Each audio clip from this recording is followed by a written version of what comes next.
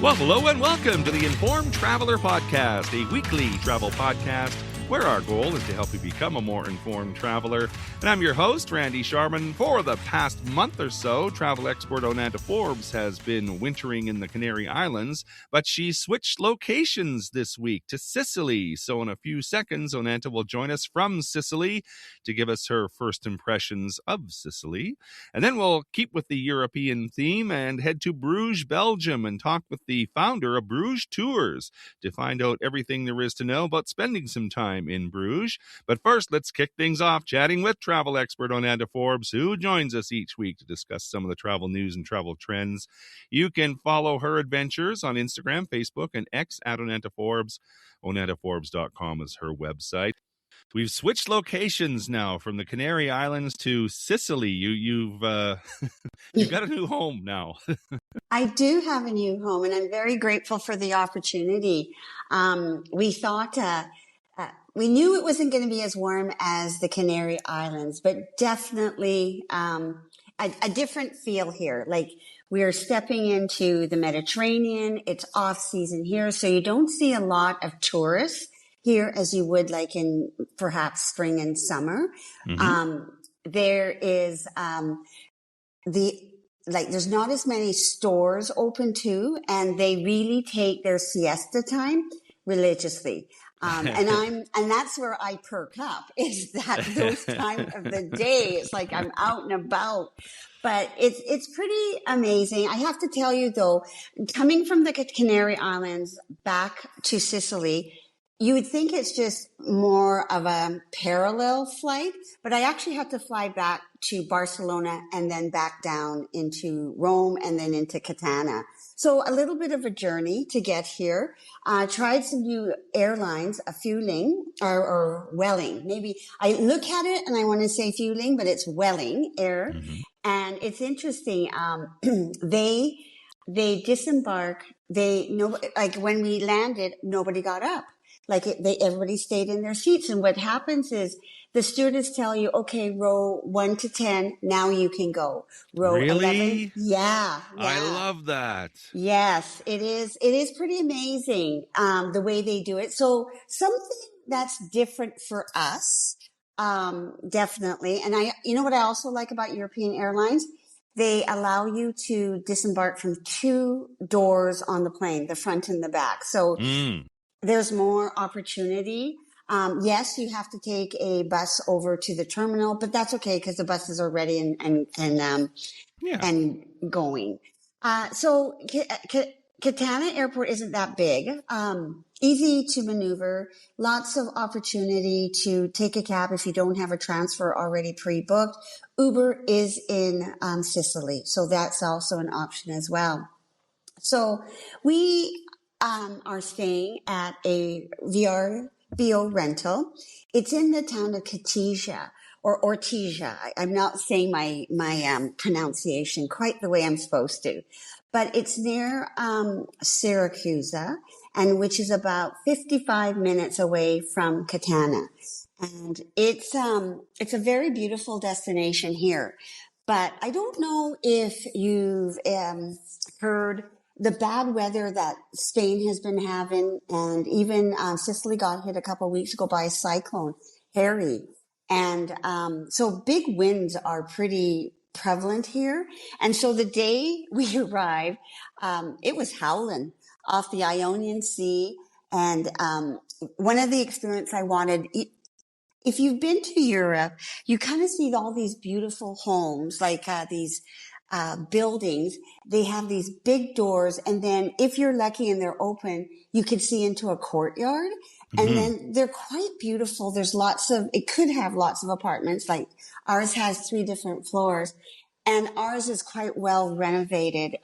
Do look on my different social media, and you'll see how beautiful this one is.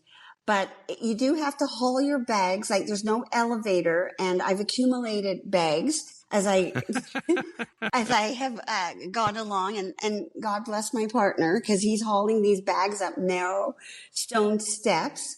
And then we get into the building. Of course, the first thing I do is I got to check if the Wi-Fi is working, right? Mm-hmm. But the high winds knocked it off. Oh And no. it wasn't just us. It was like the provider. Like it wasn't like the unit. So, but you learn, like we travel, so you have to learn how to adapt, right? And not everything's going to be predictable. But we did find a workaround, and it's called a web pocket. Have you ever heard of that? No. It's a portable Wi-Fi hotspot device. It's a small pocket-sized router, and it connects to a local cellular network. It creates your own Wi-Fi bubble. So yes, our provider was out, but there's other providers in Sicily. So instead of relying on, in this case, our rentals internet or paying high international roaming fees, the web pocket gives you like secure, consistent data wherever there's mobile coverage. So this is huge for international travelers. You can connect multiple devices at once. So phones, laptops, tablets. You don't need to swap out SIM cards. And then you get immediate access to maps and reservations, WhatsApp. So it's a reliable backup for local infrastructure fault when it falters, right? So, that's my So learning. so is WebPocket the brand name, or that's the device, what it's called? I'm looking at it, and it's the device. It's the device name, so the brand name. And you do have to take it with you, and which is kind of cool for me because usually I just rely on public or hotels or restaurant Wi-Fi. But now I just stick it in the pocket with my phone, and I have Wi-Fi wherever I go. So Yeah, so that's if you're in a taxi or on a boat or something like that, right? Yeah. So a Yeah. learning, right? That you find out when you're panicking, but a learning. And I can panic if I don't have Wi-Fi. So just a few logistics when you're coming to Sicily. So most international travelers land at either Palermo Airport on the west coast or Catania Airport on the east. But if I was to suggest something to you, the smart strategy is fly into one and depart from the other. Sicily is actually larger than expected, and backtracking eats up your exploration time, right? So think about that.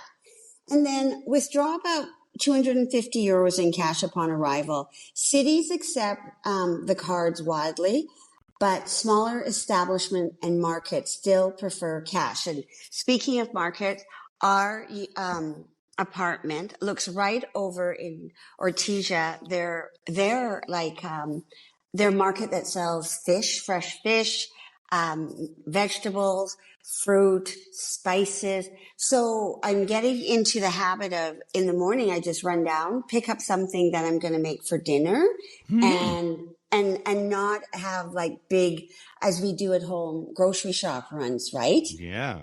How Yeah. European of you. I'm just, ooh la la, ooh la la. I don't know. That's French. I should figure out what Italian ooh la la is.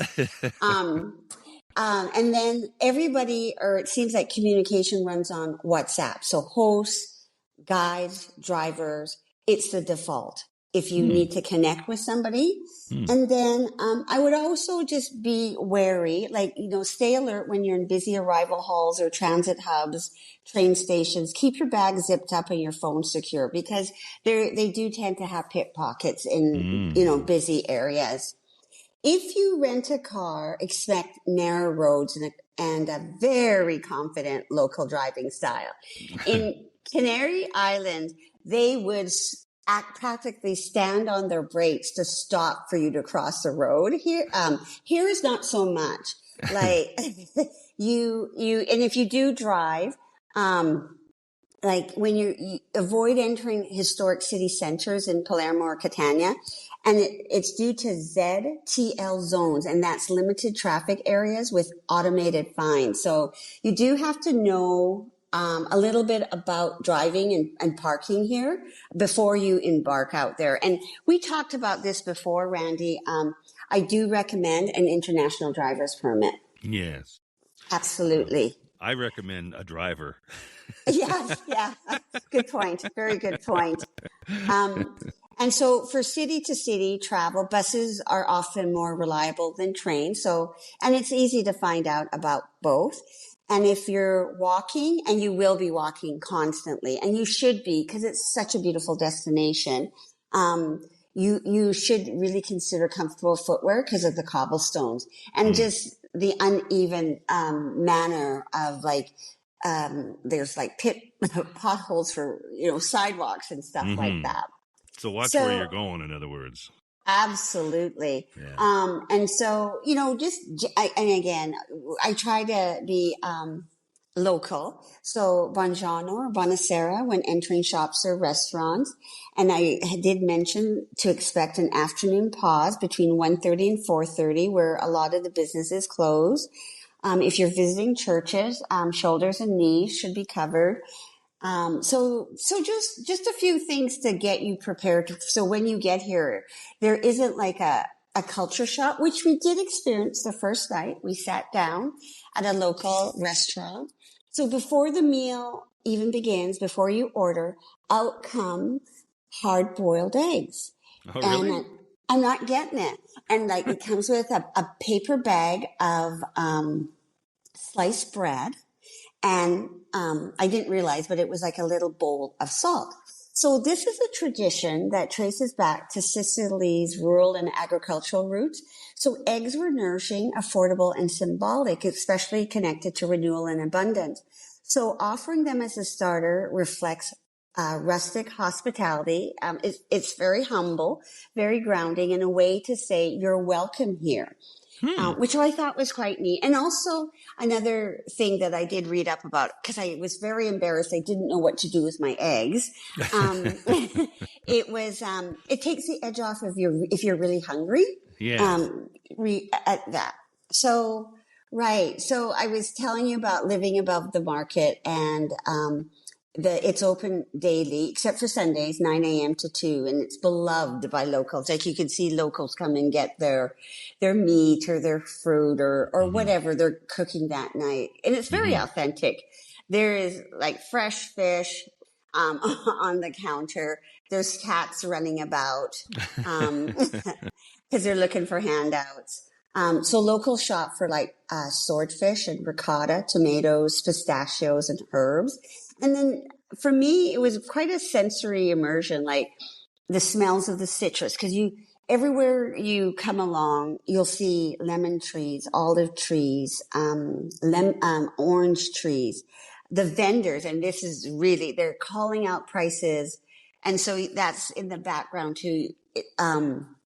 It kind of sounds abrasive, but it's actually part of the experience. And then like the sandwiches are made fresh to order. So it's quite alive. When you stick your head out in the morning on our balcony and just kind of watch what's going on. Quite neat. Yeah. So we're in Ortigia and it's a small island that forms the historic center of the city. And that's where, Syracusa began. And Syracusa is like you cross a couple of bridges and you're in Syracusa. And that's like a modern, it's a larger modern city on the mainland surrounding Ortigia. So it includes like residential neighborhoods, transport hubs, and shopping areas. Today we did a little walk and, we went to see a very major archaeological site. It's called Parco Archeologica del Neapolis. Sorry, I don't have enough wine in me to say that right. And then Ortigia is just charming. Just think narrow alleys, baroque piazzas, sea views, and just, it's a very beautiful place to stay in and to wander around. So in short, Ortigia is the historic heart and Syracusa is the full city around it, and two bridges connect them, physically close, but really different atmospheres. And so the first morning when I went out for a walk, we came upon the waterfront and the Silver Seas Muse was there. So they do have cruise ships that come here. And I have to admit, I did not realize that. It was a bit of a surprise to see it. Nice. Yeah, it was kind of cool.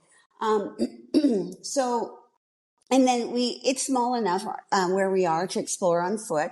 And so what we did, we just went, and we walked all around the island, like on the seawall. You can pass the Piazza Domo, and this is where like there's huge ancient Greek temple columns and within the cathedral walls. You can see where like papyrus grows beside the sea. And then it's quite beautiful when you walk along the perimeter, just watching the waves just crash along the limestone walls. It's very beautiful. Like the Mediterranean is very much present here. You can go on like a hop on, hop off sightseeing bus here. But because it's off season, like when I read on the website, it's supposed to go every 20 minutes. It doesn't, maybe every 20 hours, but we still haven't caught up with it. But you know, it's a good way to get oriented. But if you're a walker, walk, get a map, go to the tourist office or the information booth and get a map and then go to do that, like, and walk around. Because the weather's actually quite nice. I was going to ask you about the weather because you mentioned it was so different from Canary Islands. Yeah, I'm not in shorts. I'm not in flip-flops or open-toe sandals. Like, I'm layered up. I have like pants, a sweater, a nice fall jacket, and good runners because you do really need that. And then it's still hot. So just be mindful of your sunscreen. But it's not summer here. It's not spring either. It's like a cool fall day at home kind of thing. Okay. Yeah. So, you know, when you arrive in Sicily, you really do need to resist the urge to overschedule. So I would say day one, walk the perimeter of Artesia, you know, and check out the different restaurants and tavernas around Piazza Domo. And then if you have come from far away, you might want to get to bed early just to let the jet lag work itself out. Of course, you're in Italy, and if you do love coffee, you might want to get a cappuccino or an espresso the next day and just wander the morning market and then visit the Duomo de Siracusa early if particularly in summer, because there's a lot of crowds there. But right now, it's pretty easy to go. I do see people swimming. It's interesting perspective because locals, if there's sun, all of a sudden they're in their little string bikini, just on that, you know, on the cliff, enjoying the sun. And then just roam, really. What I think we're going to do at one point is go on a boat ride. A boat tour. It's only going to be an hour, and then we can see the sea caves that you can't see any other way but by boat. And then just for practical settling in tips, like check out where your grocery store is and the pharmacy, and maybe look at what you're going to take for transportation, whether it's a train or a bus or walking. And then make sure you have those basic Italian greetings because locals appreciate the effort and also just relax too, like build in some downtime. So it's not a place to be rushed, but it's a beautiful place. It sounds amazing. So I'm looking forward to hearing more about Sicily. How long are you staying there now? Probably 3 weeks in total. So Nice. We've been here maybe 4 days. Yeah. Cool.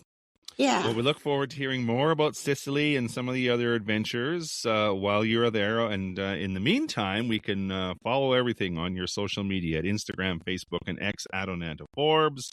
And OnantaForbes.com, of course, is your website. Always fun to chat, Onanta. Thank you. Thank you. That's it.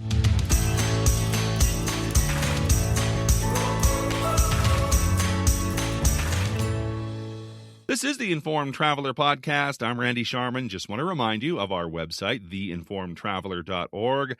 That's where you can find our contact page if you have any questions or comments about the podcast. You can also email me, too, with any questions you might have. My email address is randy@theinformedtraveler.org. And you can check out our social media pages, too, at facebook.com/informedtraveler, Instagram at informedtraveler, or on X at informedtraveler. That's where you'll you'll find a number of videos and reels from our adventures throughout the year and audio clips from our past shows. Plus, you can sign up for our monthly newsletter. It's released at the beginning of every month. Our February issue is now available. Just go to our website, theinformedtraveler.org, click on the newsletter button, and it'll take you right there. Or better yet, you can subscribe to it and have it arrive in your inbox each month. So let's keep with the European theme and head to Bruges, Belgium now to find out everything there is to know about spending some time in Bruges. So joining me now to do that is Niels de Klerk. He is the founder of Bruges Tours. Bruges.tours is their website. Hello, Niels. Hi, Randy. How are you? I'm well, thank you. Tell me about Bruges Tours. I've never been, and tell me, I've never been to Bruges, to put it that way, but tell me about Bruges Tours, how it all came about. Well, it all started while we took over a hotel 3 years ago. So then I stumbled into hospitality. I don't have a background in hospitality, and I learned how fulfilling it is to make people happy and to give them a nice memory and share knowledge, experience, which they would miss without, let's say, a guide or a walking tour. That's how it all started. So you came in kind of blind, in other words. Exactly. With a background as a software engineer, I can say I took a 180-degree turn, let's say. Well, tell me a little bit about Bruges itself, where it is. Like I said, I've never been. So just tell me about the area before we get into some of your tours. Sure, pleasure. So Bruges is and was still one of the main ports to enter Belgium and more globally Western Europe.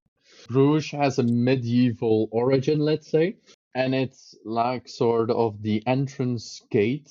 It's accessible by cruise ship. It's accessible via train. A direct connection between Brussels, Ghent, and Bruges. So Bruges is quite accessible, and that makes it easy for people to stay in Bruges and do like a city trip to Amsterdam, to Paris. So it's like a magnet for traveling more to other places, let's say. Mm-hmm. Bruges can Use it be sort discovered. of like a hub, Sorry. right? Yeah, exactly. Yeah. Nice. Well, for North Americans, I guess that's the thing about Europe that I find is that look, we are so spread out, and to do a 3 or 4 hour car drive or something like that is nothing. So to do a 1 hour or 2 hour train ride is still nothing, and you can be in 2 different countries in 1 or 2 hours in Europe. So that's the great thing about it. Yeah, and that's my guests also think it's quite astonishing. If we need to do a commute of a 1 hour, we find it terrible, and we try to switch jobs already. So yeah.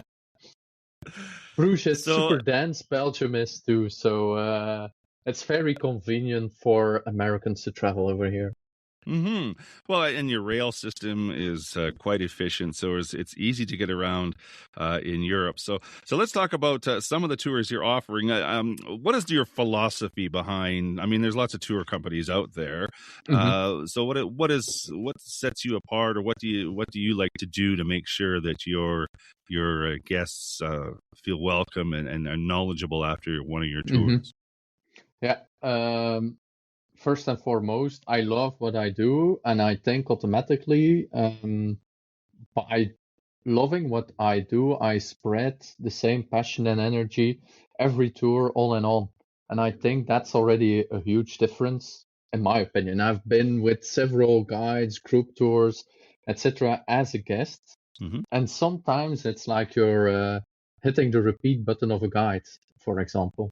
And that's, sometimes a pity, because most of my guests who are booking a tour with me are here for once in their lifetime. Who knows when they will be back? And I want to give them the best possible memory and experience of Bruges. So let's talk about some of the tours now. I'm looking on your website. It's Brugge.tours. And when you say private tours, it could be as small as a couple or Yeah, a family group or anything like that, right? exactly.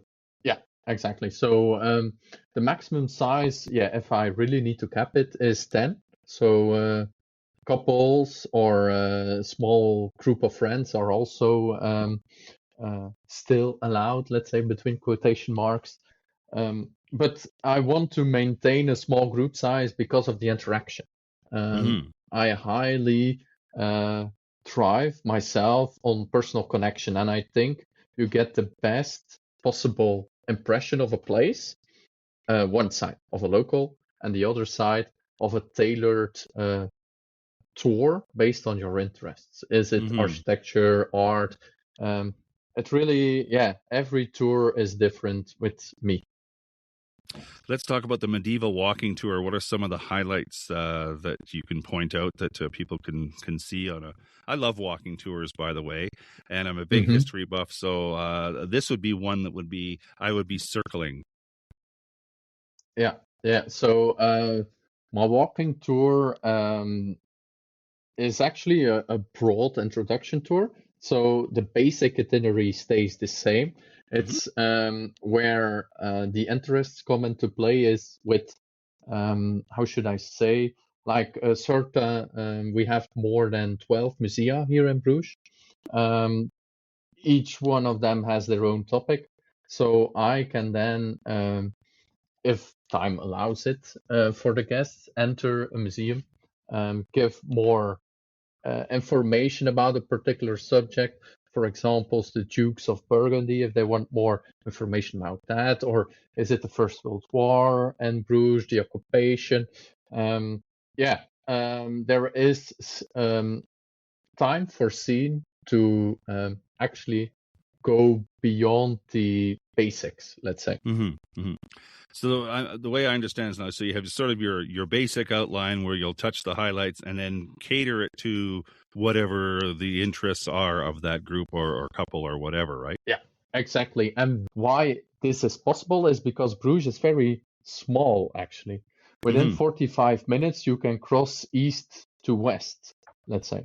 So you just need to find your way, and there's no better way to do that than with a local, let's say. Mm-hmm. Some of the other tours, you do have bike tours. A castle visit would be fun. Yeah, yeah, you certainly need to do that one. The Castle of Loppem is really a hidden gem. That's the problem. Public transportation there is difficult. So you basically need an Uber or a taxi to go there because it's not addressed by bus or by train. Or you can go by bike. Okay, so yeah, now being a big history buff, the one that stands out for me too is Flanders. So tell me about that one.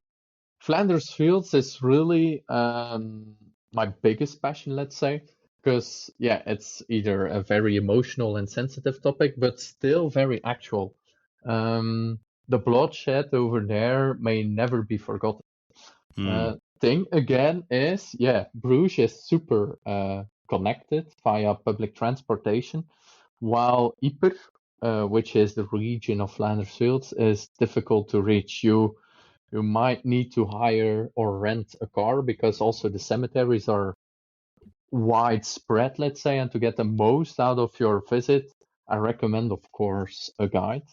It takes a 1 hour drive from Bruges to Ypres, while with public transportation, you can easily lose double the time. So that would be an all day affair type of thing if you're doing that one, right?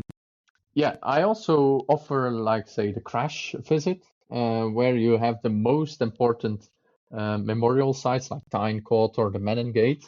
And that's a unique offering also in Bruges because, yeah, people typically stay 2 nights in Bruges. So 1 night to discover the city itself, and 1 day to either do a bike tour or go to Flanders Fields.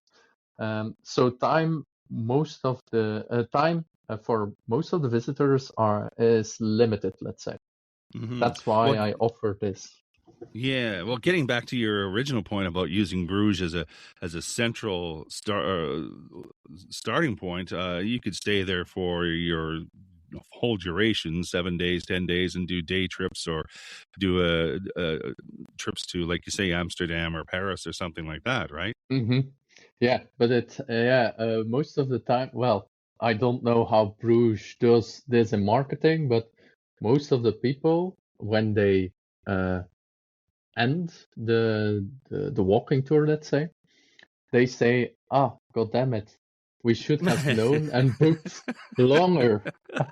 So yeah, that's Well, that's something why I you're want to. here. Yeah, that's what I want to give to people. If you really want to um, flip Bruges from the inside out, let's say, you really need to book at least 3 nights over here. Uh-huh. Is there a better time to visit? I know, like, there's a lot of stories now about the crowds and tourists and things like that. Is there a better time to visit Uh, Bruges?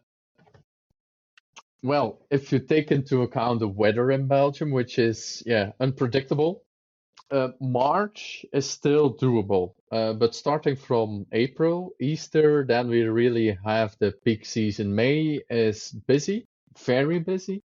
June is quite okay, so I would place my bets on June. Hmm.